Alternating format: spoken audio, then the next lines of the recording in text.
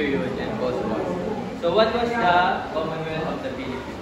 The Commonwealth period in the Philippines started from 1935 to 1946. It was a 10 years transitional period and established under the Tidings-McDuffie Act. It is a U.S. law designed to prepare the Philippines to eventual independence. It is the purpose of it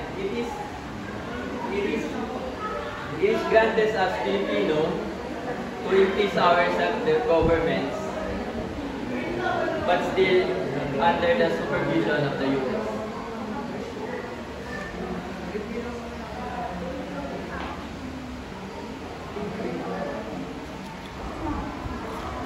For now, let's talk about the key events for the Commonwealth period in the Philippines. First, the implementation of the 1935 Constitution. Dito na sinagawa ang unang konstitusyon ng Pilipinas na may sa batas na kung saan inaprobahan nito ng Presidente ng Amerika upang pagbibigay daan sa tinatawag natin na Commonwealth era sa bilang paghahanda rin sa kalayaan ng Pilipinas.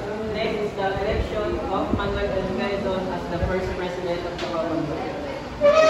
Sa time na to, dito unang nangyari ang election kung saan mismo mga mamamayan ng Pilipinas ang pumili ng presidente at ng vice president upang pamunuan yung bansa. Ang nakilahok sa election na ito is umabot ng mahigit 1 million Filipino citizens. For the number 3, develop of government constitution. Ayun nga, yung Commonwealth period is isang panahon kung saan unang binubuo ng Pilipinas ang unang sistema ng gobyerno nito ay bilang pagsisimula ng soberanya at kalayaan ng Pilipinas. Next is number 4, strengthening the economy and industry.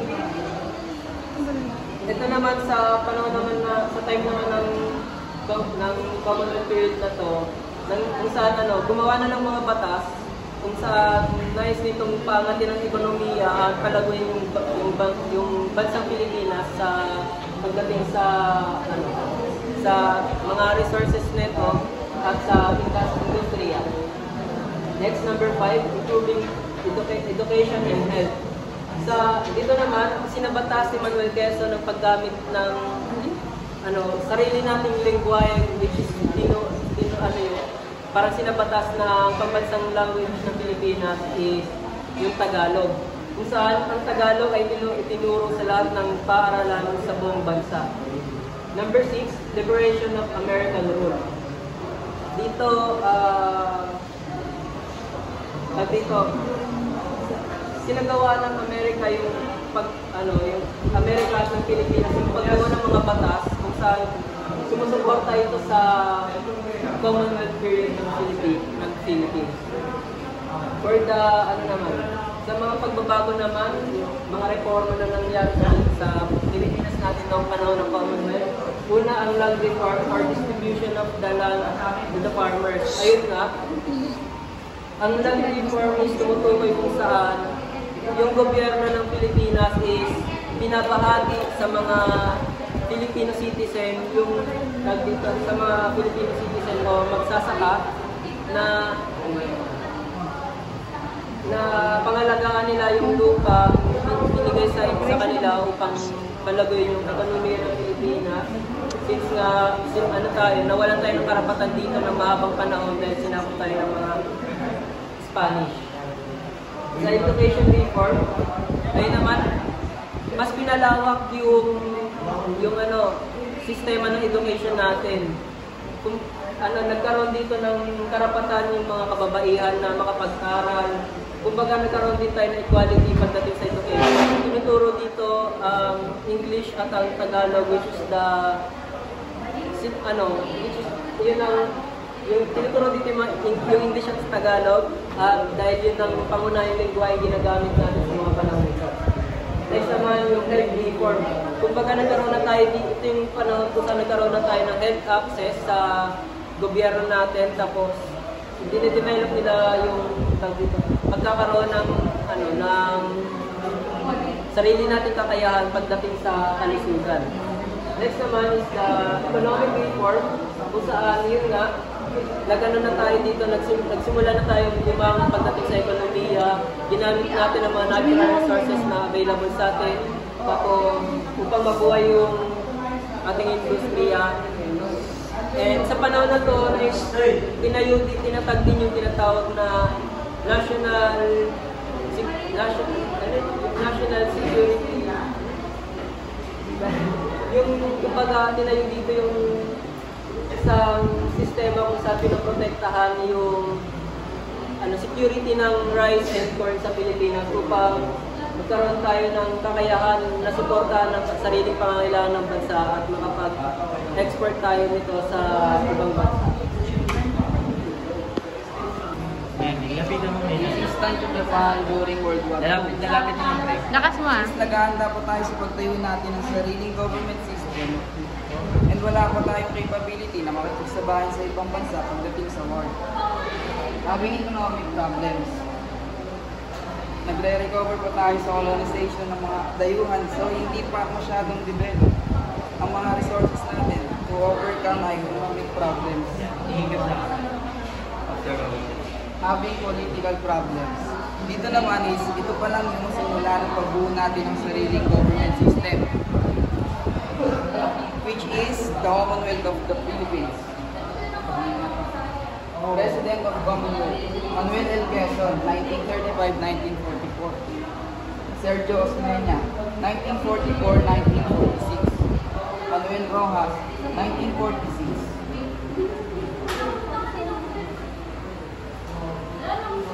The Commonwealth period was the important period in the history of the Philippines, which marked the preparation for becoming the independent country.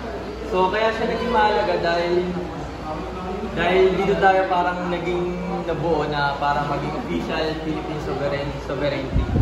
Kaya naging malaking party siya kasi dito tayo naging malaya from American colony.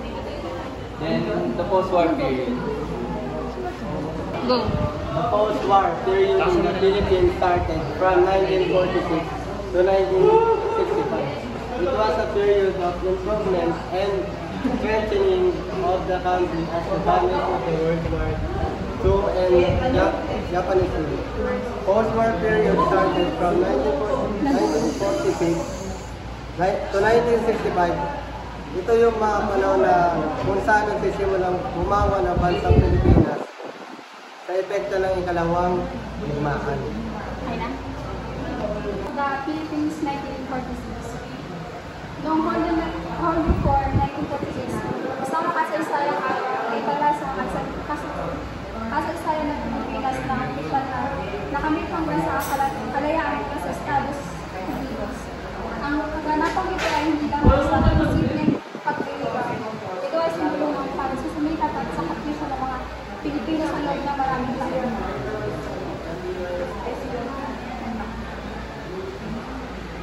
Implementation of Constitution of 1935 to 1946.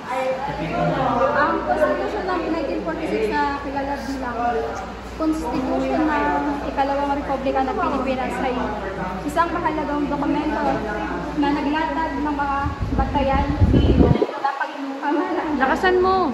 Mga karapatan ng mga mamamayan matapos makamit ang kalayaan mula sa Estados Unidos. Improving the economy. Mukha mo, girl! Ang pagsusunod ng ekonomiya ay isang mahalagang layunin ng bawat bansa. Kabilang ang Pilipinas dito. Narito ang ilang mga paraan kung paano makabuti ang ekonomiya ng bansa. Number 1 is pagsuporta sa maliliit na negosyo. Pangalawa is pagpapabuti ng infrastruktura. Pangatlo ay pagsusulong ng agrikultura.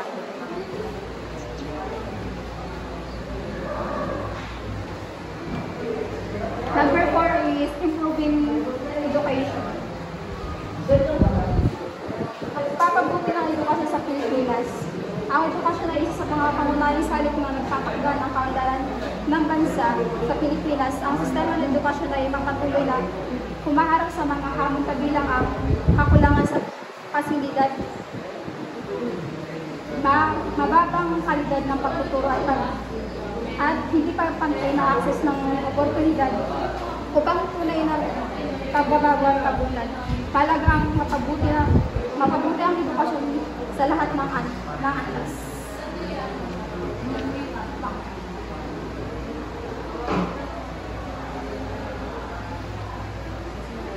Number 6, strengthening democracy. Harap ka na lang. Ang demokrasya ay isang mahalagang prinsipyo na nagtataguyod ng karapatan at kalayaan ng mga mamamayan. Ay, Post-war President.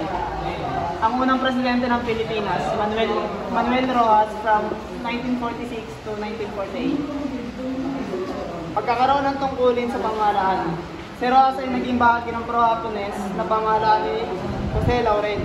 Sa ilalim ng pamahalang ito, siya ay naglaan ng mga supply ng bigas para sa hukbong Japones na nagdulot ng kontrobersiya at paratang na paipagtulungan sa mga mananakop. Ang pangalawang presidente ng Pilipinas, Elpidio Quirino, 1948 to 1953. Pagsuporta sa mga Pilipino, pagsisilbi sa pamahalaan. Sa panahon ng digmaan, si Quirino ay naging bahagi ng pamahalaan ni Manuel L. Quezon at nagsilbing kalihim ng pananalapis. Siya ay tumulong sa pag-ayos ng mga pondo sa mga pangangailangan ng bansa. Ang ikatlong presidente ng Pilipinas, Ramon Magsaysay, 1953 to 1957. Pagsasagawa ng guerrilla warfare. Pangulo ng guerrilla forces. Si Magsaysay ay naging leader ng Western Luzon Guerrilla Forces na nag-organisa ng mga lokal na mandirigma upang labanan ng mga Hapones.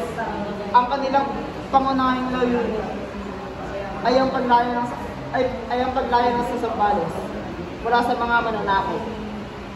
Ang ika-4 na presidente, Carlos P. Garcia, 1957 to 1961. Pagsisilbi sa pamahalaan. Sa panahon ng digmaan, si Carlos P. Garcia ay naging bahagi ng pamahalaan ng Manuel L. Quezon bilang kalihim ng ugnayang ilabas. Siya ay tumulong sa mga diplomatikong hakbang upang makuha ang suporta ng mga kaalyado. Diosdado, 1961 to 1965, ang ikalimang presidente ng Pilipinas. Pagiging abogado ng mga sundalo. Sa panahon ng digmaan, si Macapagal ay naging bahagi ng hukbong sandatahang ng Pilipinas at nagsilbing abogado sa mga sundalo na tumulong sa kanilang mga legal na issue. The post-war period in the Philippines was an important period of improvement and strengthening of the country after the damage of the war. Baling the post-war period daw ay isa sa pinakamalagang period ng kasaysayan ng Pilipinas dahil dito nakapaloob yung nagpapalakas at improve ng kagamitan ng Pilipinas para sa ekonomiya. Thank you, sir. good day everyone. Let's talk about existence of economic problems. Existence of problem with inflation, unemployment, and poverty. So during the Commonwealth period, nakadepende pa rin tayo mostly sa agriculture. Hindi pa ganun ka-develop ang industries natin, kaya hirap tayo makasabay sa economically. Tapos nung dumating ang World War II, lalo pang lumala dahil nasira halos lahat ng buildings, roads, at mga negosyo. This made recovery even harder, kaya ang daming unemployed. And number 2, having political problems. Having problems with corruption, Chaos. chaos, and political discord. Sa panahon na ito, unstable talaga ang mga political system, may mga plano for independence, pero internally, ang daming away for inefficiency sa gobyerno. After World War II, naging mahirap din mag-rebuild kasi nasira na ang structure na government, kaya naging malaking challenge to stabilize everything. Number 3, insisting of security threats. Insisting of threats to the country's security from communists and other groups. Ito naman, noon naman ang security threats ay malaking problema din. May mga grupo na like Sakdalistas na uprising noon. At pagkatapos ng World War II, dumagdag pa ang Hope Balahap na lumaban. Dumagdag pa ang Hope Balahap na lumaban against the government. It was hard to maintain peace and order dahil sa ganitong mga threats. Thank you. Post-war period. Post-war period is saka pa rin siya ng Commonwealth period since nagsimula nga ang Commonwealth period ng 1935 to 1946. Kumbaga, after ng World War II, na-continue lang din ang Commonwealth period sa panahon ng post-war. Ayun nga, nagkaroon sa panahon ng post-war and Commonwealth is na-develop yung ating sistema ng ekonomiya, ng edukasyon at ng kalusugan pati sa industriya. Then nagkaroon din tayo ng kakayahan na makapag-develop at makasabay sa ibang bansa upang protektahan ang ating sariling bansa laban sa mga nais magpabagsak sa gobyerno. Since nga against ang mga Muslim sa Christian government, so nahirapan ang government ng Pilipinas na makipag-ugnayan sa dalawang kapuluan, which is the Visayas and the Mindanao. Sa panahon din na ito, hindi masyadong na-implement ng gobyerno ng Pilipinas ang mga batas natin dahil nga sa marami pa tayong problema kinakaharap